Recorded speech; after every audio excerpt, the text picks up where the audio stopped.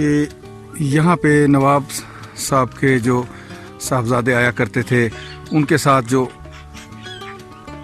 फ़ौजी होते थे और उनके साथ जो ज़ाती मुलाजमीन होते थे उनके लिए भी ये रिहाइश के लिए क्वार्टर्स वगैरह बनाए गए हैं। और नाजरीन, इस नीम के बारे में बताया जाता है कि ये नीम जो है 100 साल से ज़्यादा पुराना है और नवाब सादिक साहब के दौर का ही ये नीम है। यानी नवाब सादिक साहब जब यहाँ तशरीफ़ लाते थे तो उस वक्त भी ये नीम का दरख्त मौजूद था। आगे अब अल्लाह ताला बेहतर जानता है कि इस बात में कितनी सदाकत है, लेकिन यहाँ पे बताया यही जाता है कि नीम उसी दौर का है। ये हैं वो कमरे।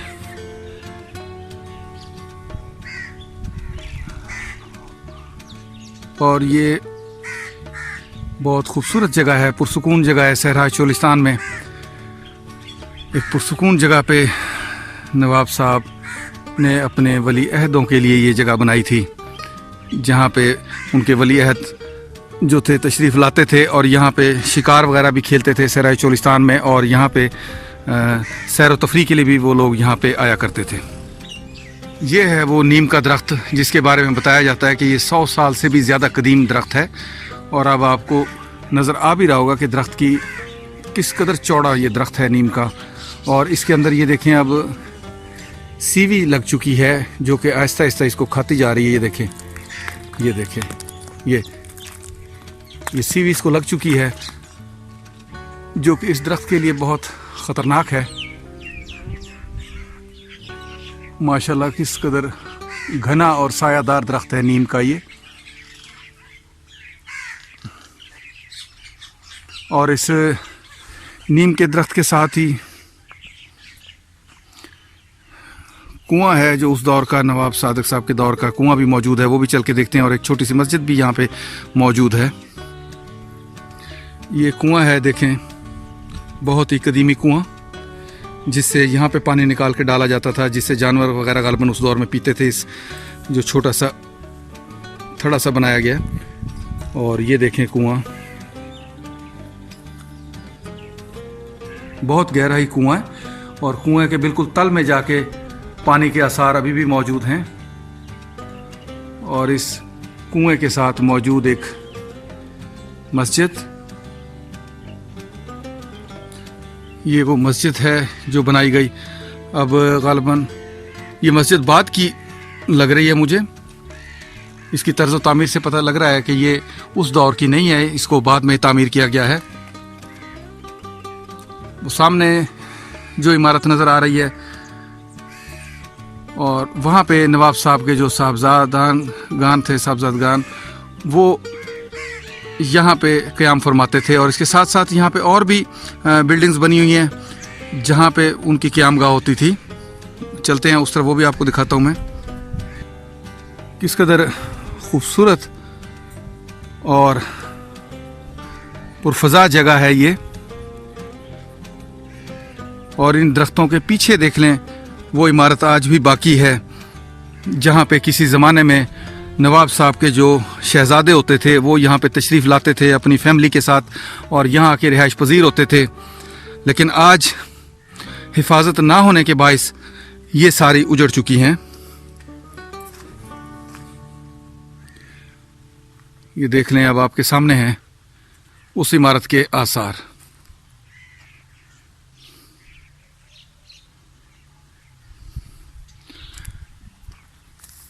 इमारत बहुत खस्ता हालत में है और वक्त के साथ साथ यहाँ पे मट्टी जो है इस कदर इसके अंदर जम गई है कि इसका फर्श जो है वो किस कदर ऊपर हो गया है मट्टी की वजह से। अब इससे आप अंदाज़ा लगा लें कि यहाँ किस कदर आंधी और तूफ़ान इस इलाके में आया करते थे उस दौर में, जिन दिनों ये सहराए चोलिस्तान बिल्कुल गैर आबाद हुआ करता था। ये देख लें आप, उसकी हालत देख लें इस बिल्डिंग की। और इसके साथ एक और इमारत जो मौजूद है, ये सारा कंगन वाला बंगला ही कहलाता है। जितनी भी यहाँ इमारतें हैं ये सारे कंगन वाला बंगला में ही शुमार होती हैं। माँ सिवाय एक इमारत के या एक जो बीच में बंगला मौजूद है उसकी हिफाजत की गई है, वो अब भी बेहतर हालत में मौजूद है। उसके साथ साथ जितने भी ये छोटे छोटे और बंगले थे उनकी हालत अब आपके सामने ये है कि बिल्कुल इंतहाई खस्ता हालत में है और मट्टी में दब चुके हैं। और अंदर चलते हैं, मैं आपको अंदर से दिखाता हूँ। लेकिन यहाँ पे बहुत ज़्यादा तादाद में मुझे जो डेम्बू हैं वो दिखाई दे रहे हैं। उनके गालिबन अंदर छत्ते बने हुए हैं और इसलिए ही उनकी इतनी बकसरत तादाद दिखाई दे रही है। लेकिन हम चलेंगे अंदर और मैं आपको अंदर से दिखाता हूँ। लेकिन बहुत बच के मुझे चलना पड़ेगा, यहाँ बहुत ज़्यादा मेरे इर्द गिर्द उड़ रहे हैं और ये होते भी बड़े डेंजरस है। ख़ासतौर पे येलो वाला जो डेम्बू है ये अब आपको दिखाई दे रहा होगा यहाँ से छत में से निकलता हुआ। ये देखिए इस तरह के बहुत सारे यहाँ उड़ते फिर रहे हैं, मेरे दाएं बाएं चारों तरफ उड़ रहे हैं। हर जगह पे ये डेम्बू ही डेम्बू हैं। लेकिन ये देखें, उफ मेरे भी हाथ को टच होके गया है। ये देखें नाजरीन, सामने आपको शायद छत्ता उनका दिखाई दे। ये देखें किस कदर तादाद में यहाँ पे डेम्बू मौजूद हैं। छत्ते ही छत्ते, यहाँ एक नहीं, यहाँ पे बहुत सारे इस तरह के छत्ते हैं जिनमें डेम्बू बैठे हुए हैं और मेरे इर्द गिर्द कभी कान के पास से और कभी गर्दन के पास से भुनभुनाते हुए जा रहे हैं। लेकिन मैं आपको इंशाल्लाह अंदर से ये ज़रूर दिखाऊंगा, चाहे जिस कदर डेम्बुओं का सामना भी क्यों ना करना पड़ा। इतनी दूर सफ़र करके आने के बाद वापस जाना मुमकिन नहीं। मैं आपको सारा ये दिखाऊंगा। इस कदर डेम्बुओं के छत्ते यहाँ पे भी मौजूद हैं। ये देखिए हम अंदर आ चुके हैं। डेम्बुओं का छत्ता एक ये, और उसके बाद सामने एक ये, और इसके साथ साथ देखें आजकल तो डेम्बुओं ने यहाँ पे रिहाइश पजीर हो चुके हैं। ये देखें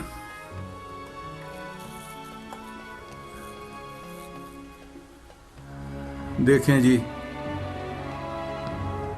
डेम्बुओं में बसी हुई ये कंगन वाला बंगले की हालत।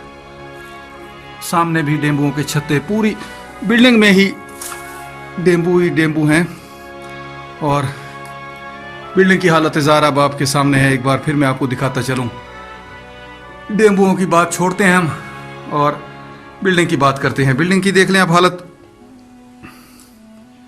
ये देख लें उसका जो फर्श है, जहां तक उनके दरवाजे होते थे उनके निस्फ तक तो ये मिट्टी से भर चुका है। ये देख लें आप,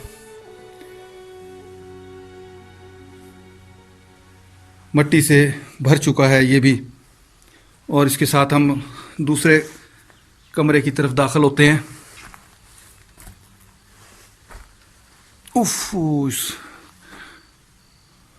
डेम्बू मेरे गर्दन पे आके बैठा था अभी, लेकिन शुक्र है उसने डंग नहीं मारा। ये देख लें जी, ये देख लें वो आतिशदान जिसको हम बोलते हैं, आतिशदान भी मिट्टी से भर चुका है। और ये देखें SVC टाइल्स के जो ईंटें हैं इनके ऊपर लिखा हुआ है SVC। इसके बारे में बताते हैं कि ये सादक विक्टोरिया एंड कंपनी, ये ईंटों पे उस दौर में लिखा जाता था। अभी अल्लाह बेहतर जानता है कि ये वाकई ही सादक विक्टोरिया एंड कंपनी ही बनता है या कुछ और किसी का मुखफ़फ़ है। ये देखें पूरी बिल्डिंग का हाल देख लें आप, हर तरफ वीरानी ही वीरानी है। छतें देख लें, छतों में आज भी गार्डर लगे हुए हैं और ये उसी दौर के मजबूत गार्डर हैं। और गार्डरों के साथ साथ छत्ते, शहद की मक्खियों के छत्ते, और वो भी जो येलो कलर के शहद की मक्खी होती है। अगर आपको कभी उसने डसा हो तो आपको अंदाज़ा होगा कि जो ये येलो कलर वाली शहद की मक्खी होती है ये किस कदर तकलीफ दे डंक होता है इसका। अभी हम आगे बढ़ते हैं। ये हम उसकी पिछली जानब पे निकल आए हैं। यहाँ देख लें इसकी हालत। इसकी छत भी गिर चुकी है और छत से मुल्हका ये कमरे, इस एरिया की नाज़रीन छत गिर चुकी है बिल्कुल, और दरवाजे भी यहाँ पे मौजूद नहीं हैं। साथ के साथ खिड़कियाँ भी, यहाँ से जो कीमती खिड़कियाँ हैं वो भी यहाँ से वक्त के साथ आहिस्ता आहिस्ता लोगों ने गायब कर दी हैं। ये देखें, ये एक और आतिशदान आपको दिखाई दे रहा होगा, और आतिशदान के साथ हम घूमते हुए जब आगे दूसरे जानब बढ़ते हैं तो वहाँ पे इसको यकीनन आप लोग ज़रूर पहचानते होंगे।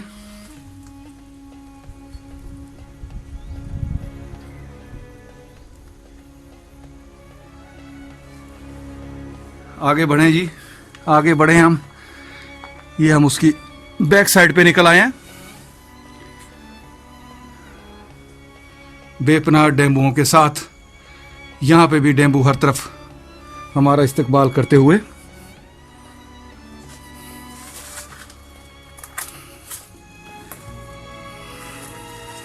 ये देखें,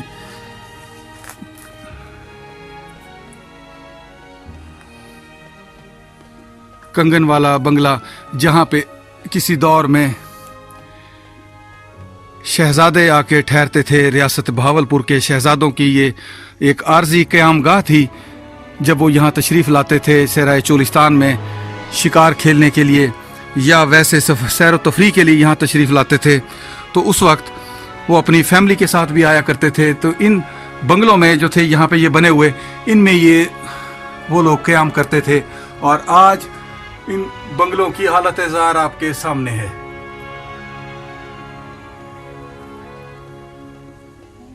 हर तरफ वीरानी और बेआबानी का मंजर।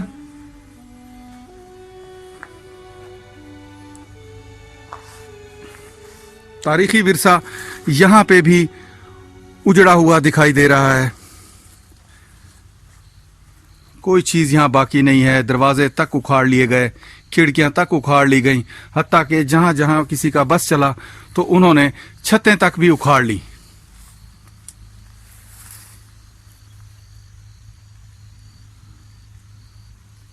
हर तरफ एक ही चीज़ का राज है, पूरी इमारत में एक ही चीज़ का राज, जो अब आपके सामने है।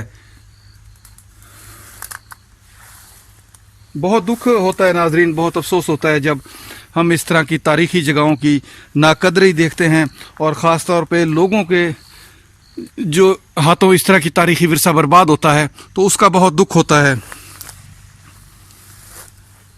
हर आदमी ने नवाब और भावलपुर की जो जायदाद थी उसको नुकसान पहुंचाया, हर तरीके से उसको लूटने की कोशिश की। जिसका जहां जहां भी बस चला है उसने नवाब मोहम्मद सादिक अब्बासी पंजुम की जायदाद को अपने तौर पे लूटा है। जिसका ज़्यादा हाथ पड़ा है उसने ज़्यादा लूटा है, जिसका कम हाथ पड़ा है उसने कम लूटा है, लेकिन बख्शा किसी ने भी नहीं है।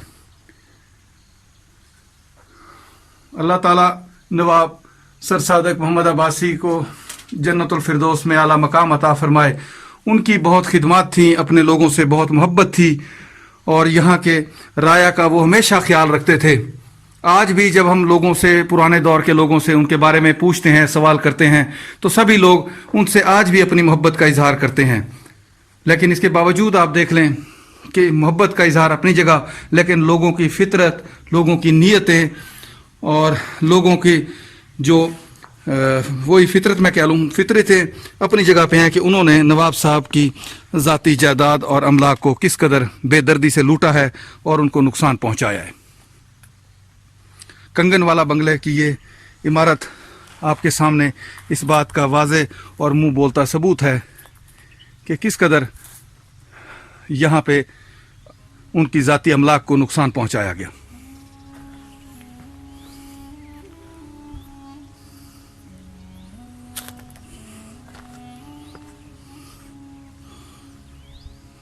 ये सीढ़ियाँ ऊपर की तरफ जा रही हैं,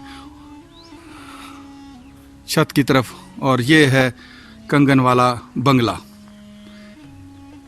किसी दौर में यहाँ पे किस कदर माशाल्लाह रौनक होती होगी, और अब देख लें क्या हालत है यहाँ पे।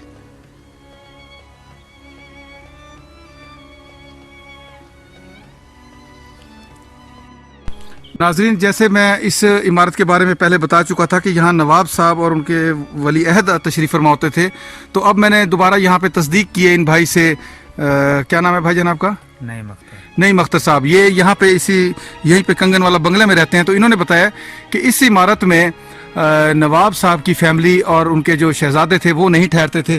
वो जो शहजादे ठहरते थे वो यहाँ पे करीब एक और ही इमारत वाक़या है, वहाँ पे वो लोग ठहरते थे। इससे थोड़े से फासले पे वो इमारत मौजूद है।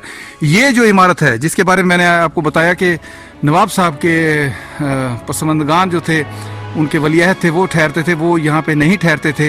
ये जगह नवाब साहब के साथ जब नवाब साहब यहाँ पे तशरीफ़ लाते थे कंगन वाला बंगला में, तो यहाँ पे उनके जो वज़ीर और मुशीर होते थे, उनके ख़ास जो बड़े ऑफिसर्स होते थे, तो वो इस इमारत में आके वो लोग यहाँ पे क़याम पज़ीर होते थे।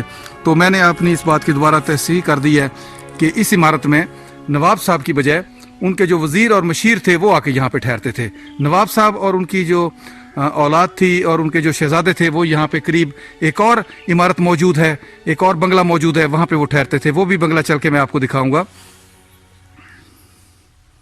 नाजरीन, आज मैंने आपको नवाब मोहम्मद सादक खान अब्बासी पंजुम की बनाई हुई, उनके दौर की बनाई हुई अपने शहजादों के लिए ये इमारत कंगन वाला बंगला का विज़िट करवाया। उम्मीद है आपको मेरी ये वीडियो पसंद आई होगी।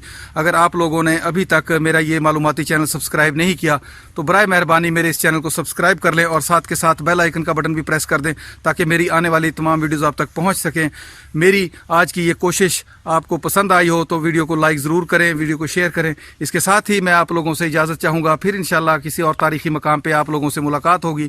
तब तक के लिए इजाज़त दें। अल्लाह हाफिज़। खुदा पा अमान।